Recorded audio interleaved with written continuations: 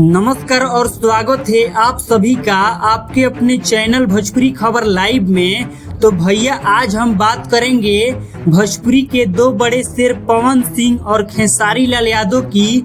दोनों का गाना ट्रेंडिंग में है और दोनों में जबरदस्त टक्कर चल रही है। सबसे पहले बात करते हैं अपने पवन सिंह भैया की।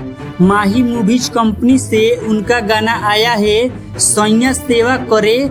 इस गाने को आए हुए सिर्फ 5 दिन हुए हैं और देखिए 5 दिन में 58 लाख से भी ज्यादा व्यूज बटोर लिया है।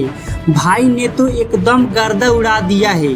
और अब बात करते हैं खेसारी लाल यादव की। मेट्रो म्यूजिक कंपनी से उनका गाना आया है मरद अभी बाचा बा। इस गाने को तो सिर्फ 2 दिन हुआ है लेकिन यह ट्रेंडिंग में तीसरा नंबर पर आ गया है। सोचिए 2 दिन में इतना बड़ा कमाल। तो दोनों ने दिखा दिया है कि टक्कर अभी भी जारी है। पवन सिंह अपने व्यूज से आगे हैं तो खेसारी लाल अपनी रफ्तार से। तो अब आप लोग कमेंट में बताइए कि आपको इन दोनों गानों में से कौन सा सबसे ज्यादा बढ़िया लगा। और ऐसी ही भोजपुरी की हर खबर के लिए हमारे चैनल भोजपुरी खबर लाइव के सब्सक्राइब करी और घंटी वाला बटन के भी दबा दी ताकि हर खबर सबसे पहले रउआ तक पहुँचे। जय भोजपुरी।